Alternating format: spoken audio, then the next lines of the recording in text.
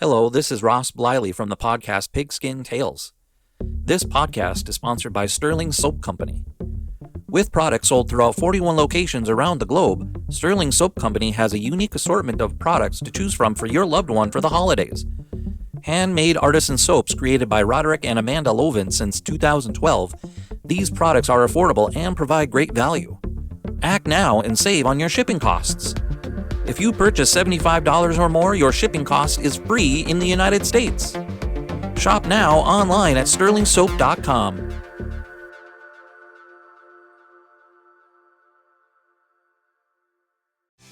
Hey there, Sports History fan. Arnie Chapman here from the Sports History Network. Now, before you jump into this episode, I wanted to share with you an exciting giveaway we have going on with Home Field Apparel. We have a digital $50 gift card to homefieldapparel.com for one lucky fan of the Sports History Network. All you got to do is head over to sportshistorynetwork.com/giveaways to sign up. Again, that's sportshistorynetwork.com/giveaways.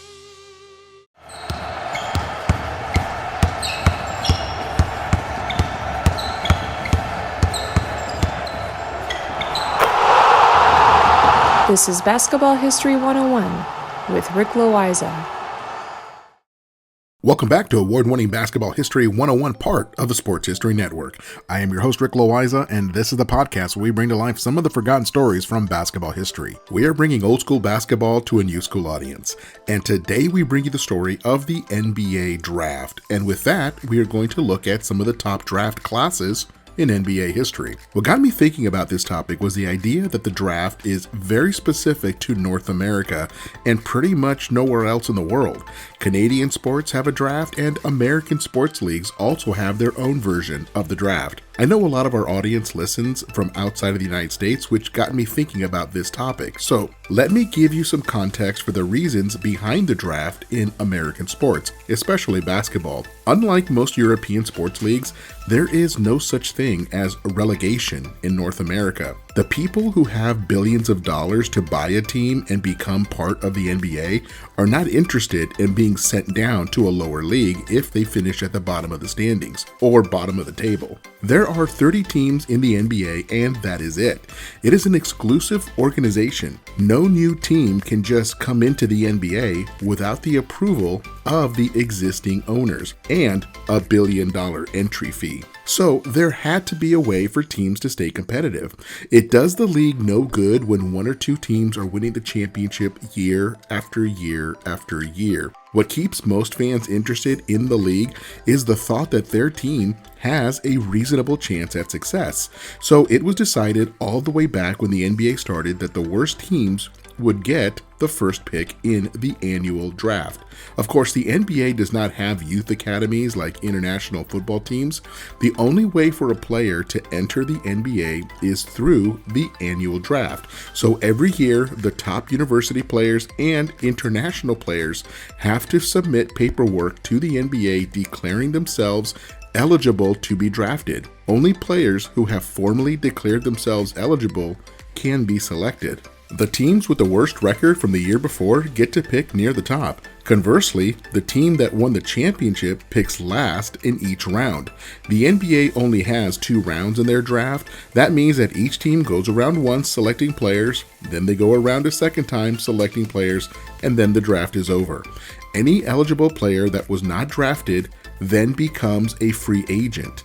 Any of the 30 teams can go ahead and sign a contract with any of the undrafted players. And that is actually what happened with Austin Reeves of the Lakers. He went undrafted in 2021, but the Lakers really liked the way he played. So they offered him a free agent contract that allowed Reeves to come into the Lakers training camp and compete for a spot on the team. And as we all know, he made the team and is now playing under his second career contract. So why give the worst teams the top pick? Well, the NBA realized that the product that they are selling is the competition. They are selling games to be viewed by as many people as possible, and this means that they want as many teams as possible to actually be competitive and feel as though they have a chance at success. We have seen how sometimes just one player can turn an entire team around. Because basketball only has 5 players on the court, one really amazing player can have an enormous impact on a team's success. When the Boston Celtics brought in Larry Bird in 1979, they went from 29 wins the year before to 61 wins during Bird's first year. That is more than double the victories with the addition of just one player. The San Antonio Spurs have done this twice. They went from 21 wins to 56 wins when they brought in David Robinson. And then a decade later, they went from 20 wins to 56 wins when they brought in Tim Duncan. The Orlando Magic went from 21 wins to 41 wins when they brought in Shaquille O'Neal, and then eventually to 60 wins when they also brought in Penny Hardaway. Now, this is why the draft is such a huge part of a team's building plan. Drafting the right player can change the entire landscape for a team. However, we also know that some players do not pan out. In 2013, the Cleveland Cavaliers drafted Anthony Bennett with the first pick in the whole draft, and he only lasted 4 years in the NBA. He played for 4 teams in 4 years and averaged only 4 points per game. And then he was out of the NBA. In other cases, you have players with undiagnosed injuries. In 2007, the Portland Trail Blazers used the very first pick to select Greg Oden from Ohio State University. Unfortunately, Oden had some of the worst knees imaginable. He had a series of microfractures that eventually ended his career. In 7 seasons in the NBA, he only played in 105 games. For every LeBron James, there is an Andrea Bargnani. And please hear me on this, I am not trying to insult Bargnani, but being selected with the very first pick comes along with certain expectations that he simply was not able to meet. Now, this is a good place to take a break, and I'll be right back with some of the best draft classes in NBA history and a couple of the worst classes.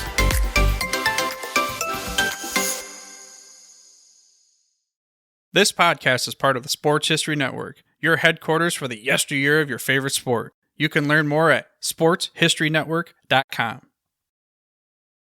At the Sports History Network, we're all about sports yesteryear, and so we're so pleased to introduce you to Row One, an online memorabilia gallery and shop that brings your sports history to life anywhere. The Row One gallery includes over 5,200 gorgeously reproduced prints of team posters, game program covers, game tickets, advertisements, and more in baseball, pro and college football, pro and college basketball, and more. And any gallery item may be printed in a variety of sizes on wood, metal, canvas, acrylic, or poster paper.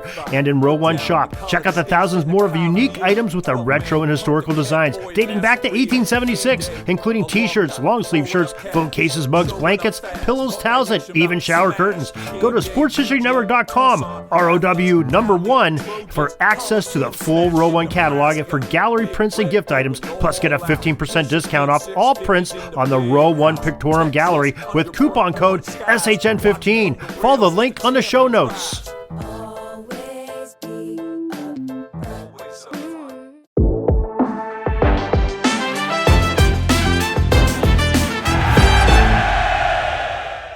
Hello, sports history fans. I'm Ross from the podcast Pigskin Tales. You're about to jump into another thrilling sports history moment, but first, let's dive into today's sponsor, just in time for the holiday season. Introducing Art of Words, the brainchild of word artist Dan Duffy from Philadelphia. Dan meticulously crafts stunning images by handwriting relevant words from some of the greatest sports moments in time. These unique budget-friendly illustrations are the perfect gift, sparking cherished memories and capturing hearts. Choose from city skylines, sports, history, and musicians to find a piece for everyone. And here's the exciting part. For that sports fanatic in your life, gift them a piece of their favorite team or player's history. Art of Words tells a compelling story. Explore collegiate stadiums, each meticulously crafted with every football victory etched into words. Or venture into baseball stadiums, handwritten with every player from the team's illustrious history. My favorite on the site is Bryce Harper 2021 MVP year. Because I'm a big stats guy, I think that's one of the coolest things ever. Check it out. Don't wait. Order a print today for yourself and your loved one this holiday season.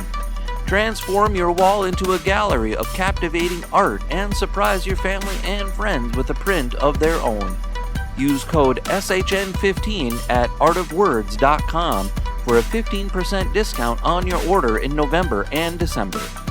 Visit Art of Words, where words magically transform into stunning art, evoking cherished memories and touching the hearts of those who you care about.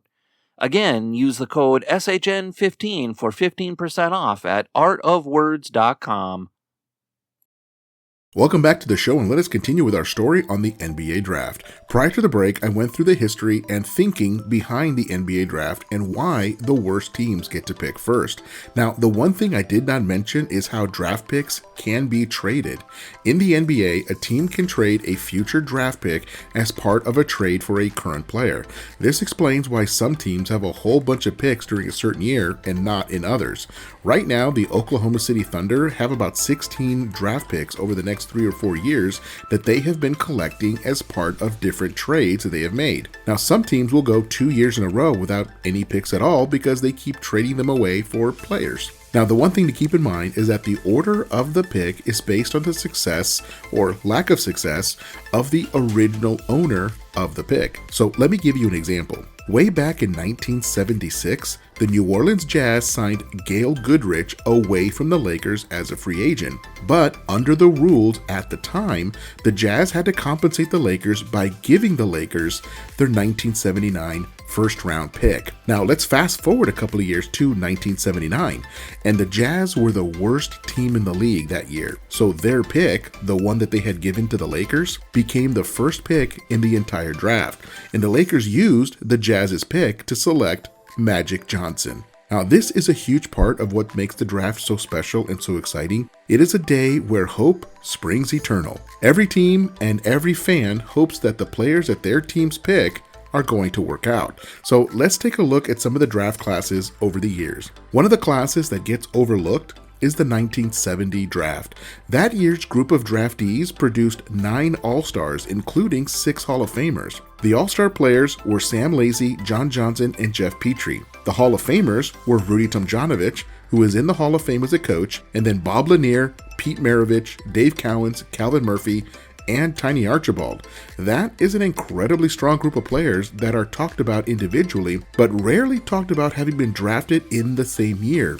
I mean, 7 of the first 8 players selected that year went to at least one All-Star game. Now, let us look at the 1987 group. That group had 7 All-Stars, including 3 Hall of Famers. The All-Stars were Kevin Johnson, Horace Grant, Mark Jackson, and Reggie Lewis. And the Hall of Famers were David Robinson, Scottie Pippen, and Reggie Miller. Just like the 1970 group, this is a very strong group of players who came into the NBA the same year. Now, the next 3 classes are arguably the best 3 NBA draft classes of all time. And I know that many other fans have very strong opinions on which class is the absolute best, and you can definitely make an argument for any of these 3 groups. So let us just start with 2003. The 2003 class had 9 All-Stars, including 2 who are already in the Hall of Fame and 2 more who are sure to make the Hall of Fame. The All-Stars from that class are Kyle Korver, Mo Williams, Josh Howard, David West, and Chris Kaman. The 2 Hall of Famers are Chris Bosh and Dwayne Wade. Then there is Carmelo Anthony. He is a 10-time All-Star but has not been retired long enough to be eligible for the Hall of Fame. Under Hall of Fame rules, a player must be retired for 5 years before becoming eligible. Carmelo has 2 more years to go before becoming eligible for the Hall of Fame. And of course, the final player from that class is LeBron James, the first player in history to be chosen for 21 All-Star games. He is definitely going to the Hall of Fame, but he is still an active player and will not be eligible until 5 years after he retires. And who knows when that's going to be. So the 2003 group has a very strong case. Now let us turn our attention to 1996. The 1996 class can also make a case. That class had 10 All-Stars, including 4 Hall of Famers. The All-Stars were Zydrunas Ilgauskas, Jermaine O'Neal, Peja Stojakovic, Antoine Walker, Stefan Marbury, and Sharif Abdur-Rahim. The Hall of Famers are Steve Nash, Ray Allen, Allen Iverson, and the late Kobe Bryant. Again, that is a lot of strong players from just one draft class. And finally, there is the 1984 class. They had 7 All-Stars, including 4 Hall of Famers. The All-Stars are Alvin Robertson, Otis Thorpe, and Kevin Willis. And the Hall of Famers are John Stockton, Akeem Olajuwon, Charles Barkley, and of course, Michael Jordan. Many say that the 1984 draft class is the best, just because of Michael Jordan. So how would we even begin to differentiate between the 2003, 1996, and 1984 draft classes? Well, let me give it a try. I am going to share a fact and let you draw your own conclusions. The 1984 class had a combined 53 All-Star appearances. Jordan alone had 14 All-Star appearances. The 2003 class has 61 combined All-Star appearances so far. LeBron James is the only player left from that class and is still in the league, and he will likely go to a couple of more All-Star games before he is finished. Now, the 1996 class had 64 combined All-Star appearances, the most by any draft class in history. Kobe Bryant led the way with 18 appearances all by himself. Is combined All-Star appearances a good way to rank these draft classes? I mean, it is definitely a factor, and maybe you look at total championship rings for each class. Again, this is the kind of stuff that makes for great sports arguments. So before we finish, let us take a look at some of the draft classes that did not find much success. The 2006 class has 4 All-Stars and no Hall of Famers. They are LaMarcus Aldridge, Brandon Roy, Kyle Lowry, and Paul Millsap. But the class that is considered by many basketball experts to be the worst is the 2000 class. There are no Hall of Famers, and they only have a combined 3 All-Star appearances. Kenyon Martin, Jamal Naglor, and Michael Redd each appeared in 1 All-Star game. And that's it. So to wrap this up, it seems that the NBA draft is as much about luck as it is about preparation. Some teams wait for years to get the first pick in the draft, only to find out that it is a relatively weak group of players to choose from. As far as luck is concerned, let us go back to that situation that I mentioned earlier in the episode where the Lakers had the Jazz's first round pick from 1979 and they used it for Magic Johnson. Well, since they had landed Magic with the Jazz's pick, the Lakers decided to trade away their own first round pick that year to the Cleveland Cavaliers, who were desperate for immediate help. In return, the Cavaliers gave the Lakers their future pick from 1982, and by making that trade, the Lakers essentially delayed their own 1980 pick until 1982. Well, in 1982, the Lakers won the NBA championship, and the Cavaliers finished dead last. That meant that for the only time in history, the reigning champions also had the first pick in the entire draft. In 1982, the Lakers, just weeks after their championship, took future Hall of Famer James Worthy and went on to win 3 more championships with that core group of Showtime players. In the end, teams spend thousands of hours preparing for the draft each year, as they should. They bring in players for pre-draft workouts. They dig into their backgrounds. They watch hundreds of hours of video on each player. They scout university and international games. And they hire private detectives to look into the player's background for anything that might be troubling or concerning. And yet, sometimes, it just comes down to luck. Well, that is it for us. Hopefully you see the NBA draft a little differently after this episode. Join us next week when we share the story of the genetics of the NBA. Is there a certain body type or certain physical attributes that make a player more successful than other players? That is what we're going to take a look at next week. That's next time on Basketball History 101, part of the Sports History Network, the headquarters of Sports Yesteryear. Go to sportshistorynetwork.com to find out more about this and other sports history podcasts. If you like what you hear, please hit that subscribe button wherever you get your podcast. And check out our page on Facebook. It's called Basketball History 101 Podcast. There you will find shorter historical posts as well as comments and discussion starters on today's game. I'll also announce there when new episodes come out. I want to thank my producer and editor, Jacob Loayza. Join us each week as we continue to mine the history of basketball for more great stories from the past. Take care, and see you soon.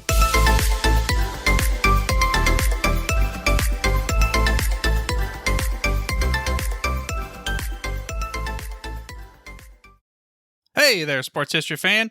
This is Arnie Chapman, aka the Football History Dude, and I hope that you enjoyed this recent episode presented by the Sports History Network and were able to learn some good old-fashioned sports history knowledge nuggets. I started the Sports History Network back in 2020 with the mission to help podcasters find a community of like-minded sports history nerds, as well as helping aspiring podcasters to start their own shows. We have a little bit over 30 shows on the network right now covering all sorts of sports history, but as far as I'm concerned, we're just at the toothpick in the ocean moment, that can't even figure it out because there's so much more coming. We wanted to create the ultimate headquarters for sports yesteryear, starting with Podcast Network and our website, but we're going to continue to move into other mediums as well. And here's the cool part, because we want you to be part of our team. So if you're interested in starting your own podcast, or maybe being a guest on one of our shows, or who knows, maybe even writing an article for us over on the website. Seriously, all you got to do is reach out to us on the contact page over at sportshistorynetwork.com.